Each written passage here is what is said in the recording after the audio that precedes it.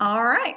So thank you all for being here. And today I wanted to have Tom come and talk about, as he said in his introduction, the Criminal Justice Coordinating Council, kind of like what that is in Lucas County, how that works with state funding dollars and then TCAP money, and this kind of triangular connection that, as some of you said, you are interested in finding additional funding for your coalition work.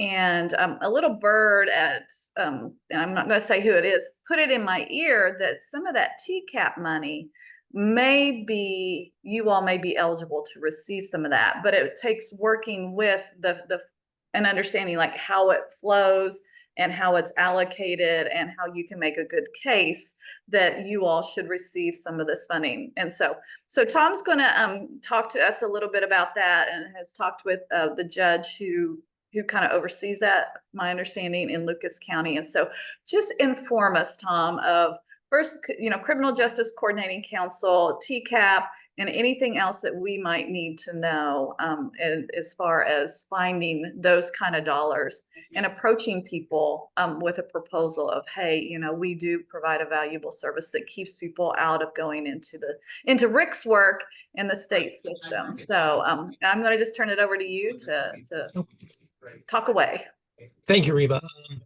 A little background information on our agency. We oversee JAG funding, VAWA funding, Title II funding. We have projects that apply for that funding to our agency.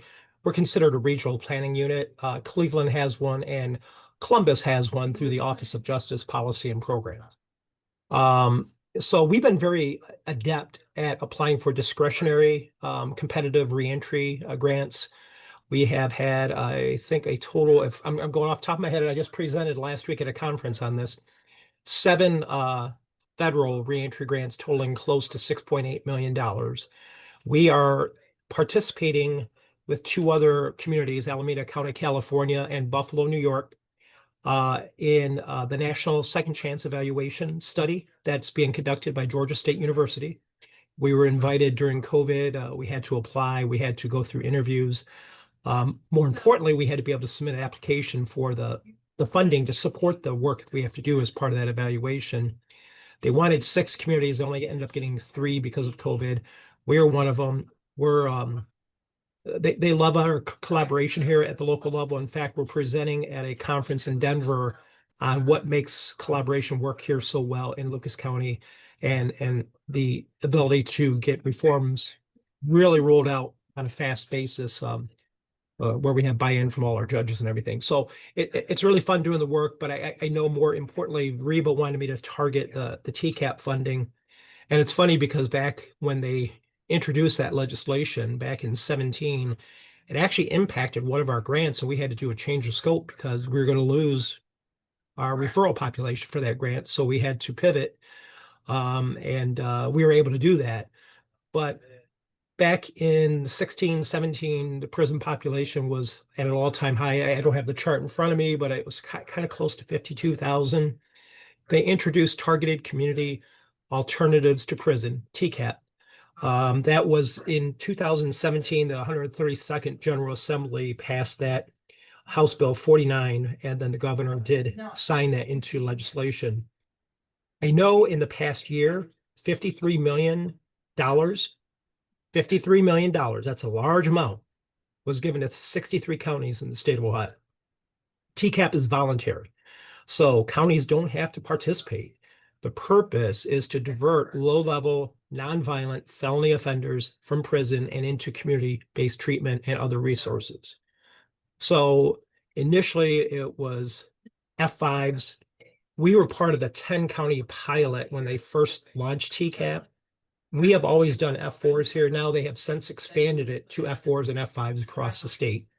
And I don't know this for sure, but I think counties can opt whether they just want to do F5s or if they want to do both F5s and F4s. They can get some additional money doing the F4s. So I think ODRC, they took a look at all the counties, and they looked at the number of nonviolent felony offenses in this category when this law was being developed. And that's how the funding is then calculated and distributed. Now, it's very, there's not a lot of restrictions. So when you get elected officials involved with money, sometimes you get territorial kind of clashes. So the way this law is written, the judges of the Common Pleas Court, the commissioners of your county, and the sheriff all can have a say into how this funding is distributed. In our county, and I would assume it's probably the same in multi-judge counties where you have more than one common pleas judge, the judges tend to control the money. And our judges control the money here in Lucas County.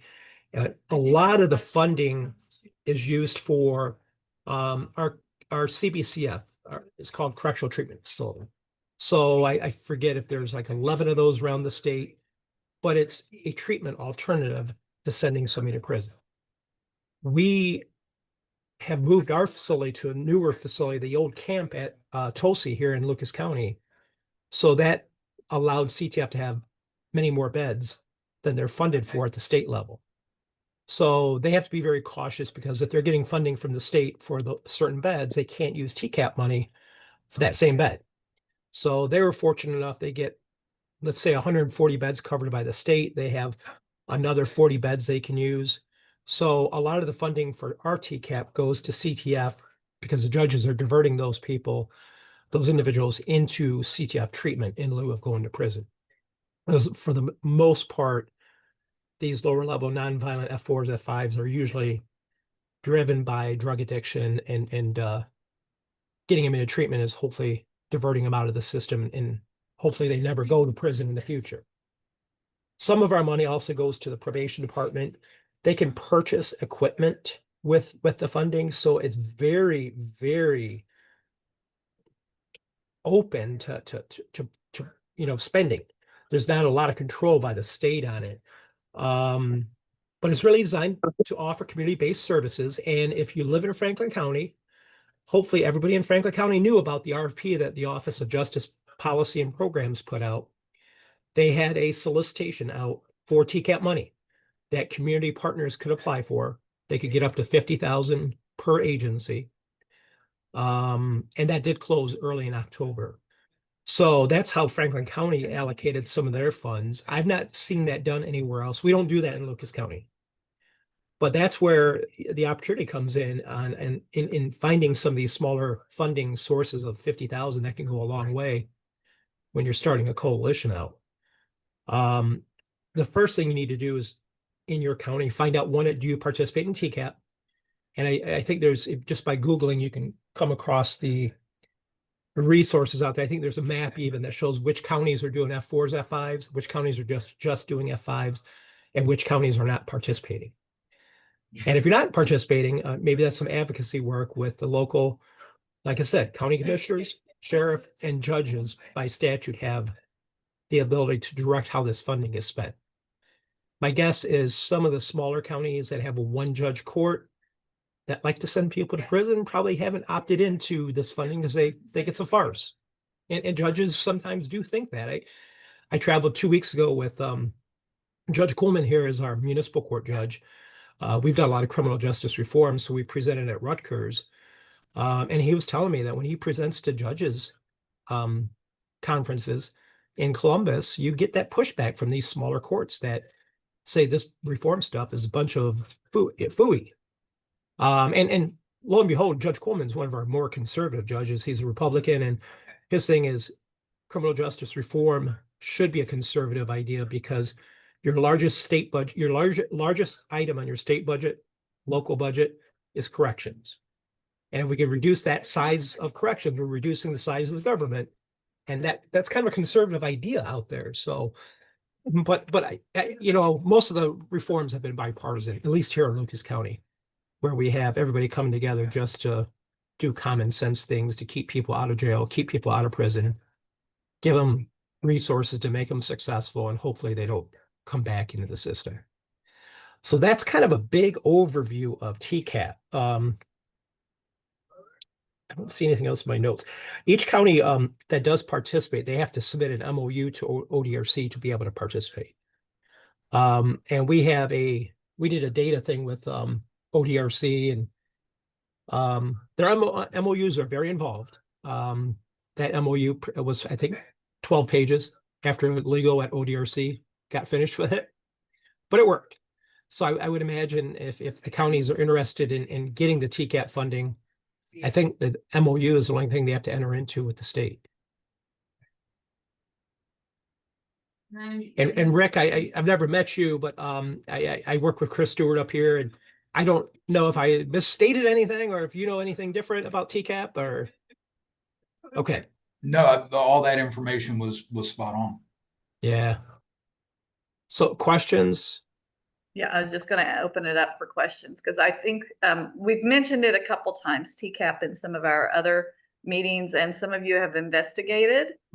So bring it, friends, of what you found and maybe how you could get some help navigating where you are with your county.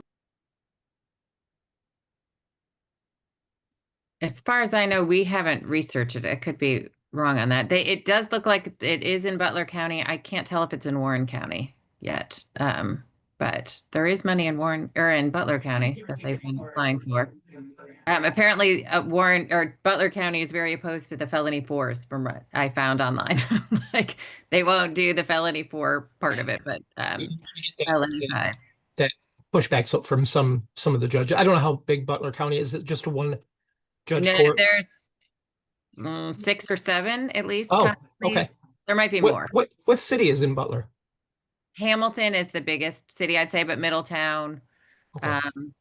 But we have a lot coming back to, Butler County's the highest rural. I mean, we're considered rural, but yeah, there's at least 6 or 7 common pleas judges here. So. And maybe what you could do is reach out to the administrative judge that's in that court, because they're generally the one that get their dockets reduced a little bit, but they handle all the funding, things like that for the court. So that might be a good place to start to see if they handle the funding. Is there opportunity for your community nonprofits to get connected to some of that funding to help support the community corrections work that's being done in Butler County? Yeah. Do you know, I lost my train of thought on that. Well, Butler County they have a drug court. They have a, felony non-support. Is that how it's used up in? Some of our funding in Lucas County goes to the that used to be called drug court. Now it's called treatment court. Okay. They do get some because there's a lot of, I recently had a felony too that I got diverted to drug court when that person, more than likely, if we didn't have drug court, would have for sure went to prison. Mm-hmm. So, it's the same concept there. You're diverting, especially that 4s and 5s that you're putting in there, that's TCAP dollars. But treatment drug courts, they divert even higher level offenders that would go probably to prison, but for having that option to send them to treatment court. Okay. Yeah, we're already working with those courts with the fines and court cost program we have. So we already have an in, but it would be nice, yes, maybe if some funding could come along with that. Yeah. But yeah. And I hear there was some movement over the weekend on potential government shutdown, hopefully nearing an end. And we're going to see a slew of Department of Justice solicitations start coming out. None of the 25 money has even been awarded, so they got a lot of back work to do. So again, with those larger federal grants, you have to have some capacity to show that the funds can be handled by your agency. And in the term of Ryan's term, we've, like I said, goodwill leverage the work of another county's goodwill, which Sandusky, if they have not received any Department of Justice grants or Department of Labor grants, they can leverage the work that the Lucas County goodwill did to say, hey, there's ways to get funding like that. That's interesting. I know, Ruth, we talked about the TCAP money in Putnam County, didn't we? Before? We did. And I just was Googling both Putnam and Henry counties, and according to AI, there is not any TCAP money for either county. That doesn't sound accurate for Putnam County because we had talked to the sheriff's department, and they had said that they have money. So AI can't always be depended on. Yeah. And I think in our conversations didn't Kathy say that they had used their TCAP dollars to buy body cams for the Yeah. Yep, officers? for the officers. So that's the only thing that we know of right now, but we are working with somebody from the sheriff's department, so we'll follow up on that. Mm-hmm. Yeah. Yep. And one thing I was trying to find it, but it's not pulling up, is you can still find the solicitation from Franklin County that they had out there that closed. I told you about the 50,000. Yep. And it kind of gives you a framework of what that money could have been used for. That gives you some ideas as you approach people in your own counties. Hey, you know, what if we did something like this or this? Thanks. Any suggestions, Tom, on because like Butler County has a sheriff that is lock them up, throw away the key, give us federal dollars to keep your people in prison. Yeah, that's Mentality. unfortunate. Yeah. And you're going to have that. And that's where if you can find somebody that has the opposite, you know, we've had some, I guess we've just had really good sheriffs here the last two. And our board for the CJCC, it really helps with collaboration with removing those type of barriers because our sheriff is on our board, our police chief, we have a judge from common pleas, judge from municipal court, Valley Bowman English, our elected clerk of courts, she's our chair. So the board is able to get a lot of ideas out there through just the convening of our board at our regular board meetings and the work that us as staff do for the agency's mission helps factor into decisions that are made. You know, and smaller counties don't have a CJCC. In fact, there's not all that many CJCCs around the country. And there was a judge that from Baltimore that was hired by Department of Justice in the Biden administration. I met her at a lot of conferences. I forget her name. She was always promoting when she talked about the effectiveness of CJCCs. So they do have a definite purpose, and it's helped with a lot of our work here, just convening those policymakers all on one board. Where could they research out a CJCC, like how to get one started, or does it have to come through the administration of? There's like, a toolkit out there. Holly from our office helped develop that toolkit. Here, I'll put that solicitation just popped up on my screen from Franklin County, so I'll copy that and I'll drop it in the chat. Just a link to the solicitation.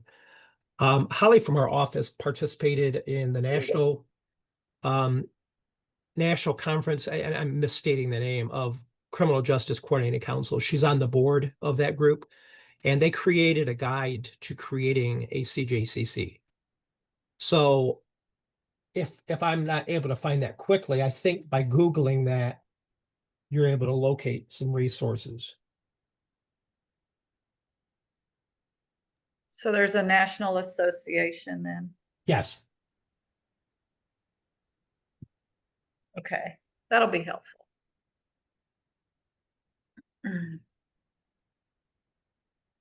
Yeah, National Association, if you just Google that, you'll get it's National Network of Criminal Justice Coordinating Councils.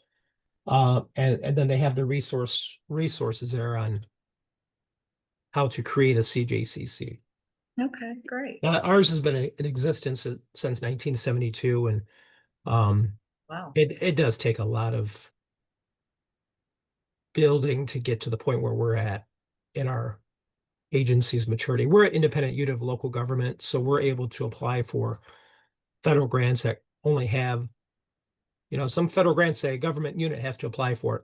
Others say nonprofits can apply for it. So when it's government, we can apply. We don't have all the red tape of having to present stuff to city council. We don't have to present to county commissioners. We have an executive director that can sign and say, yes, let's do this. And it's very quick.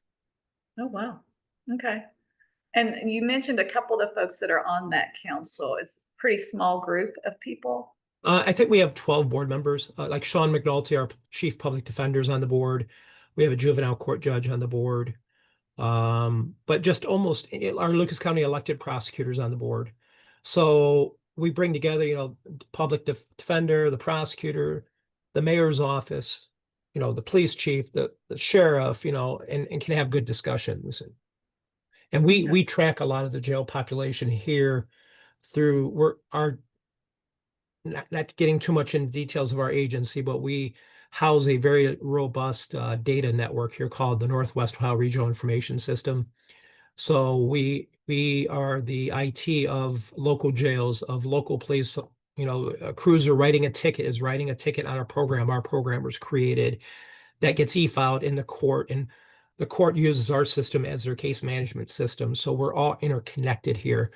So we're able to pull and have outward facing dashboards of our jail population every day, and judges get a feed for that, and they know how many they have.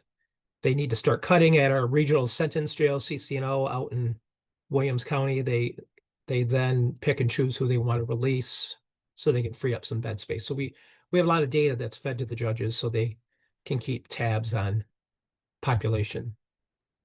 It's good to know. And then how does the CJCC coordinate with the Reentry Coalition? How does that work? So we have a subcommittee of the CJCC Reentry Committee. Judge Kuhlman is our chair of that committee. And we have 6 board members from the CJCC on that committee, along with, technically it's 6 or 7 of the Reentry Coalition's board. They have about 15 board members now. So we have certain ones that can tactically vote. There's never been any disputed votes on anything. So in effect, we have that committee that convenes every quarter that brings the board members of the coalition together with the policymakers from our board. And it's helped us with a lot of reentry issues in the past. It's helped us get our county and our city to ban the box from applications, things of that nature. Oftentimes the sheriff or even the elected county prosecutor will call me on a very unique thing and say, hey, we need to form a reentry team. We had a guy that was getting out after 20 years on a murder case, and there was a lot of uproar because 20 years had come around, but every victim family agreed to that sentence. This co-defendant, his brother, got life without parole. But so we were able to form a team when he got out, and we had a lot of nationwide news coverage here. And the gentleman he's 67. He's very successful. He's on retirement. He's got a girlfriend, leaves everybody alone. But there was a lot of worry from the county commissioner or county prosecutor, because she's one that agreed to it 20 years ago with the family's consent, but that 20 years came around and nobody was happy about it. But reentry is reentry, and we just want to make sure he was successful, and he's remained successful. That's great. That's great. Cool. Other questions for Tom? Friends? Pick his brain. It's got a lot in there. Actually, Tom, I'm going to be up there. We have a Christmas miracle event on December 8th in Toledo Correctional. So I'm okay. going to be reaching out to see if maybe I could come check out your office on the 9th. Yeah, sure. Reach out because if I'm already going to be up there, as well. Yeah. And you should have my cell phone number too. I think it's on I all have my your emails. Yeah. Okay. I will reach out. Thanks. Yeah. Just shoot me a text and. Okay. Yeah, I definitely want to do some more research on our end to think about, because it's obviously here, but yeah, if it's the sheriff running it, then. Yeah, you're going to have that. Be a no-go. Yeah, because they're going to get very territorial about the money. It sometimes can be used for the jail, I think, if they're creating programming in the jail. Our jail's a little unique. Our sheriff controls our pretrial jail, which is up to 400 people downtown. And we have anybody sentenced for a misdemeanor is sent to CCNO in Williams County, a regional jail for 5 counties. So a little bit of the sheriff doesn't really control the sentence population here. So the judges are more in control of that. Okay. So Tom, any suggestions? Put on your used car salesman hat. And if you do have a judge or a sheriff, what makes the case for 1, applying for the funding, and 2, using it for programming or reentry purposes as opposed to just I don't know, like new equipment, so to speak? For yeah, like I said, there's a lot of discretion on how this funding can be used. You know, they've bought equipment here for probation programs and probation. So I guess it's selling what the work that your agency or that your coalition is doing and how they can bring value to the population that's being diverted from prison. Because they're going to say, okay, we can do this. We can take this burden off probation officers, whatever it might be. And that's way maybe you can access some of the funding. There's folks at Justice Policy Programs, Melissa Pearson. I know her personally. She's the interim director, but Ernest Stockton is now going to that agency, and he's going to be the executive director. So having Ernest there, maybe you're reaching out saying, hey, Ernest, how did Franklin County get access to the funding to offer to the community? He might be he may not know right now because he's going to be, I don't know when he starts, but Melissa Pearson there, who is very willing to share. She's been on a number of meetings sharing about their reentry resource center that they have at the Franklin County Jail. Maybe finding out how they convinced whoever holds the money there to give them some money that they give out to communities. That might be helpful if you approach people in your own community for that same funding. Great, thank you. Do you know how, like, if a county does not currently get it, how you kind of push a county to consider applying for it? Yeah, again, it's either the administrative judge at the common pleas level, county commissioners, or the sheriff that they've left some discretion on who can control the money and apply for it. These, like Butler County, I would assume the court would be willing to do that since they have multiple judges. Our judges control the funding here. I don't think the sheriff or the commissioners have much say in it. And again, it's developing an MOU with the state. Okay. I think the state would like to have all 88 counties participate and divert these individuals from ODRC. So if they do send somebody to ODRC, they do lose some of their funding if that individual was TCAP eligible, meaning they should have been diverted, and they don't divert them. And then there's some exceptions to that for certain offenses too, I think. But that's the goal, is they don't want to lose any of the funding, so they make sure they divert into the local resources. And sometimes it's helpful if they have a lockdown resource like our CTF. They're going through phase 1 through 3 in the first 90 to 100 days. They're locked down during that time frame. Then they're in aftercare. And a lot of people in this population end up being on ankle monitor during aftercare. They get put at work release as a step down facility. So there's that pound of flesh that the judge is getting by, hey, you're going to be locked up here for this, but we're going to give you treatment. But they're still able to impose a sanction for the conduct. Mm-hmm. So I think that's helpful and allowed our judges to buy into it, especially with a lot of these offenses being drug addiction driven, that CTF is the perfect facility to have them go through. But the person also has to be ready to change once they get to CTF, and if they're not ready to change, they're just going to get back out and start using again.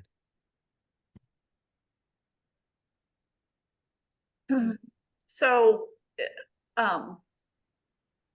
so that brought up a question on my end around, do the judges then,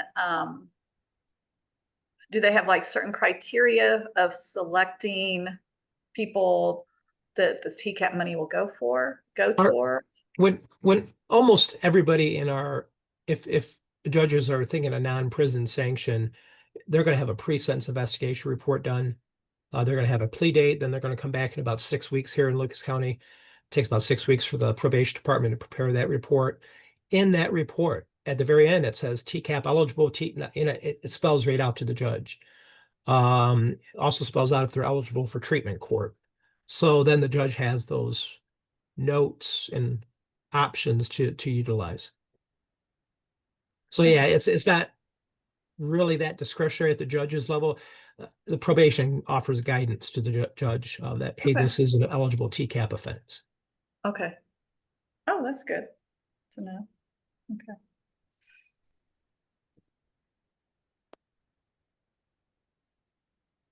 What else, friends? Anything? Okay. Ryan, any questions, or are you still just drinking from the fire hose? It's a lot. I'm still digesting everything again, but I'm learning some good things. Hopefully, I can continue to learn and build those alliances. So look forward to it. Yeah, good. And Ryan, if do you want me to send you Willie's contact information and you can connect with him? Yeah, most definitely. I think that would be What- great. What's your email? It's R Williams at Yep. goodwillsandusky.org. Goodwill Sandusky, all one word. Yeah. Okay. Yeah, I'll send an email introducing both of you, then you guys can take it from there. Oh, that sounds great. Thank you. Yeah, he's a great resource. Yes, he is, very much so. All right, if there are no other questions about TCAP, Criminal Justice Coordinating Council, I'm gonna stop recording. So we don't have to cut and paste. All right. Yeah, I was trying to see like if there was anything, Tom, out there, like how TCAP funds maybe have been distributed for Butler County, because it doesn't look like there's much about Warren County at all. Butler County, it does look like the majority of the last reporting that was out there of how it was distributed looks like it went to jail housing. And that could very well be the option that they're Mhm. using is local jail instead of, but Mhm. They built um, one. They built a new jail. I bet that's, It I said bet that. it was like, but it looks like the most recent documents here are from like it was like 23. It was like 2.5 million, they said that they got, and 1.46 went towards jail housing. Some of it was equipment, like you said. it could be paying for the housing of the inmates that are going there Mhm. through the TCAP offenses. Yeah, yeah. Not a whole lot about Warren County at all, but there is some information out there on Butler County. Yeah, and my breakdown here, I just called Bud Height at our correctional treatment facility who knows a lot about state funding. Mm-hmm. And he was able to tell me how they're breaking down the spending of it here. Mm-hmm. Okay. Because before Friday, I thought I knew, but I wasn't for sure. So Bud and I had a short meeting on Friday, so I'd be ready to convey that today. So now understanding the dates a little bit more now, because like what you had showed us before, like it was by October that there was like deadlines in October. So like when the funding is available, That was specific to Franklin County. that was just for And, Franklin and, County. and I'm Okay. not sure when they got their TCAP funding. I'm not sure how it's distributed. Okay. That's one question I didn't ask. So that could be some even leftover TCAP money, maybe they're utilizing to offer in a solicitation to the Okay. community. I didn't read it in detail. I don't even know how many awards they were going to issue, but I did see Okay. they were capped at 50,000 for each agency. What is the normal Yeah. cycle though of receiving TCAP funding, Tom? Do you know? I want to say it's every biennium. Yeah, it Okay. looks like 2 year what I state was budget. looking at was showing like biannual is when Yeah. they get it. Mm-hmm. So in some smaller counties or larger counties, like we have an allocation of JAG funding. I think Columbus gets an allocation and Cleveland may or may not get their own allocation they can offer to community groups. If you obviously don't have that, Office of Criminal Justice Services, OCJS in Columbus, they get JAG funding and they have a JAG solicitation that gets released and you're competing against everybody in the state. Our allocation allows just local competition and we don't get very much money. But OCJS gets a larger proportion of it. And reentry is one of the projects that can be proposed in an application for that funding.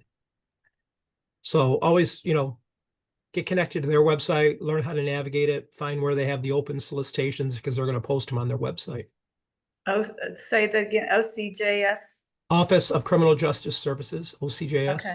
And what There is are- JAG? What does JAG stand for? JAG is the Burn Justice Assistance Grant funding. They merged two grant programs. I don't know when they merged them, but it's really geared towards law enforcement. So we get about I'm probably going to misstate this, but it doesn't matter for our talk. If we get 250,000, the TPD gets a majority of, they might get 175,000. The sheriff gets 50,000, and the remainder goes to a pot that we can put a solicitation out that local agencies can apply for.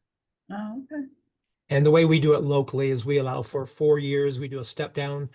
Your first year, you can be funded at 100%.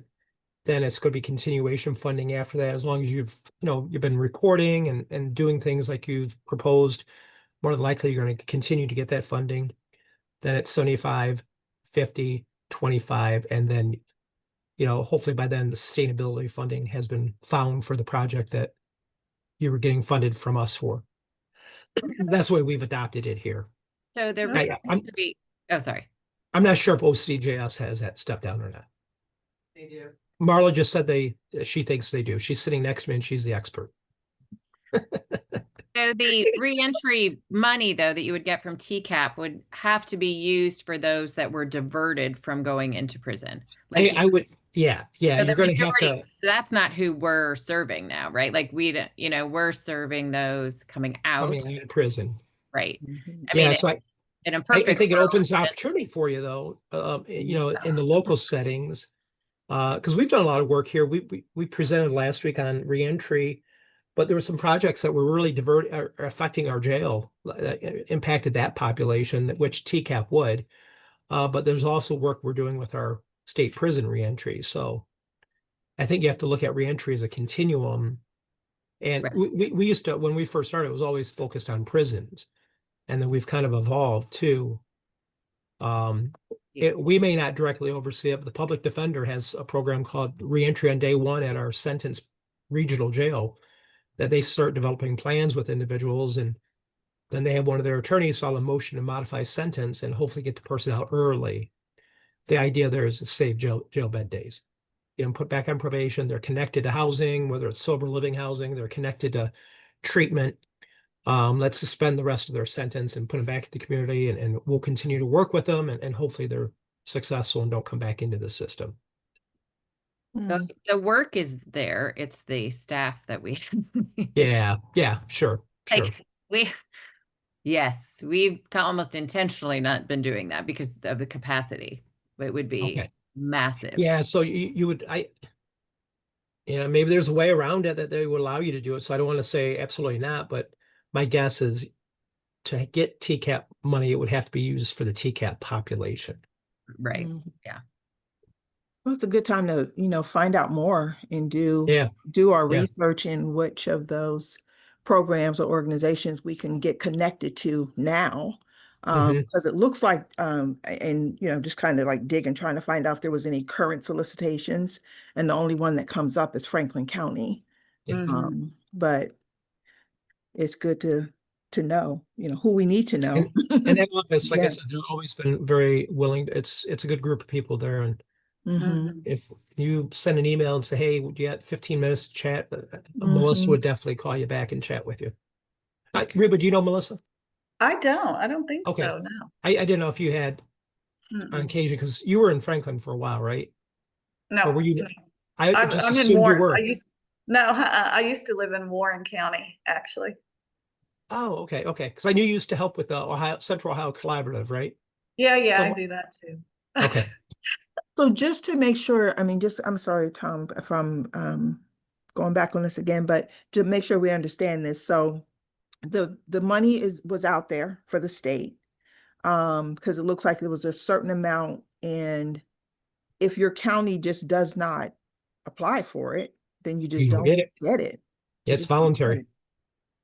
There was a period of time where and I forget, I don't even know if I have my notes here. The state mandated the 10 largest counties. I want to say that was in 19, but then that went away and it became voluntary. And I think those 10 counties saw how it was effective for them, and they just stayed in the program. Columbus was really reluctant too, by the way, to take TCAP money. And I learned that from Kiston back when we were talking about TCAP when it was first coming out. So they had a lot of pushback there. How they got to where they're at now, I'm not sure, but I think they see the kind of effectiveness, and what county doesn't like getting funding from the state? Right. Hmm. Well, Kim, I've emailed the administrator of the courts, see Okay. Oh, what she good. knows about TCAP money. I just Okay. worked Friday, so I figured might as well utilize that. Better her than the sheriff was my. Yeah, yeah. And that way I'll get Anybody a that you have a response. good connection Because with. this that's- Butler County Criminal Justice Board keeps coming up, but there's like no recent meeting minutes or anything like that they're doing anything right now. So I didn't even curious. know that existed. Mm-hmm. Yeah. And it was still We- in existence, they're Yeah, it says they're in subject existence. to but- open meeting Mhm. laws, so you can Mhm. even attend those meetings. Yeah, and you can also request a copy Yeah. of meeting minutes, it says on here too.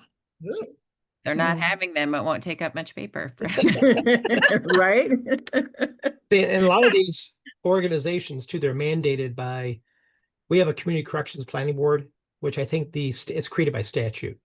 There's no staff, there's no office for them. In fact, we have the meetings here. I think it's this Wednesday, we're having a meeting. But that board is mandated to have, I think, at least 2 meetings per year. Mm. So some boards are created by statute that are mandated to have X number of meetings per year. That's Hmm. interesting. Okay. We have about 7 minutes left, and Jill mentioned staffing. Tom, picking your brain very quickly around where are some good places to look or some good organizations to look at for finding funding for staff? Because we know a lot of funding comes for programming, but not necessarily for the support staff needed to do the programming. So Yeah, anything off the top of your head? locally, that's where the federal funds have come in helpful for both Goodwill. They were able to house what the Goodwill project did was really connect individuals to the building trades here locally. So we worked with the Building Trades Association. They were able to buy work boots, but they paid for all these navigators too that worked with the individuals to walk them through the process. Through our federal funds here, I am fully grant funded. And I have been for 11 years, but we've been successful in getting subsequent grants to cover that. That's why we're a little nervous right now. We're kind of waiting for these NOFOs to open up with the federal government once they reopen. And that's hopefully going to keep us busy all winter, and winter is going to be gone before we know it because we're writing grants all winter. But federal funds like that, maybe some foundations.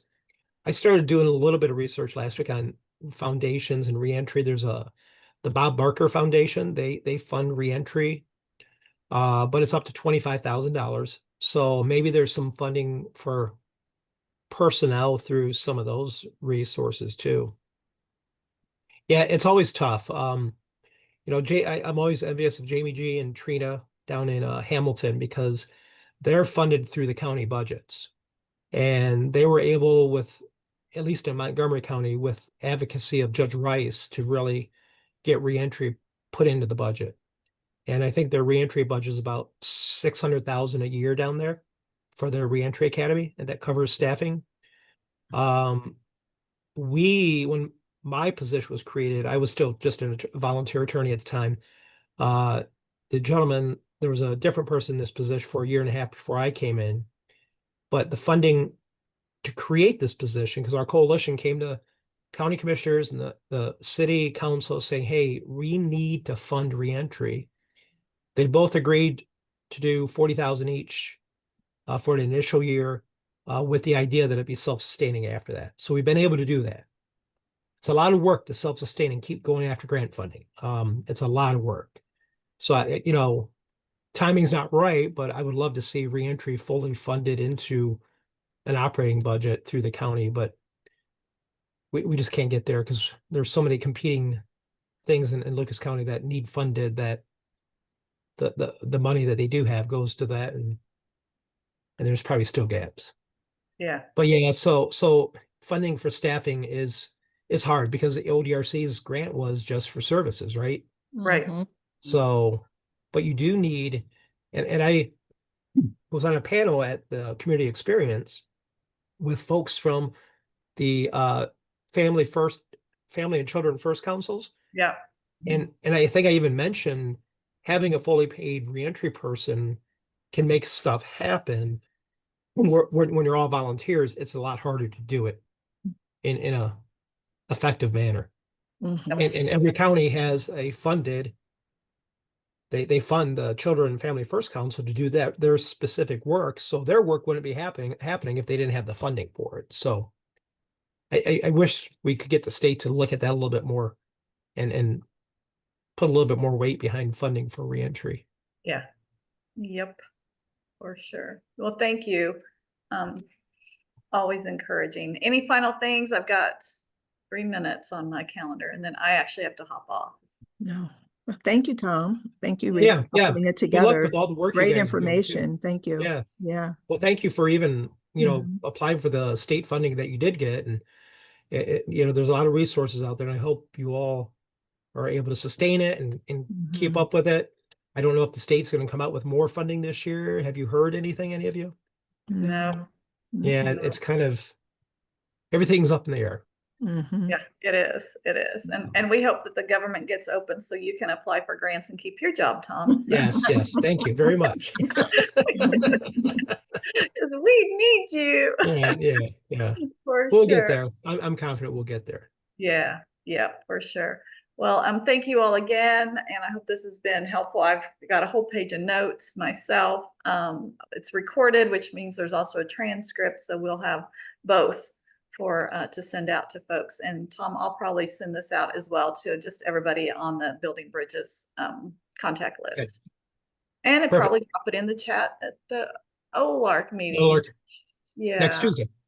Next Tuesday, which I don't think I'm going to be able to make, but that's another story. I'll get back with you on that. So. Okay. Okay. Right. All right. Thank you Thank all. Have a you. blessed Nice day. meeting you, Ryan. Yeah, All nice righty. meeting you guys. Yeah, All right. good luck, Thank everybody. you. Bye-bye. Bye.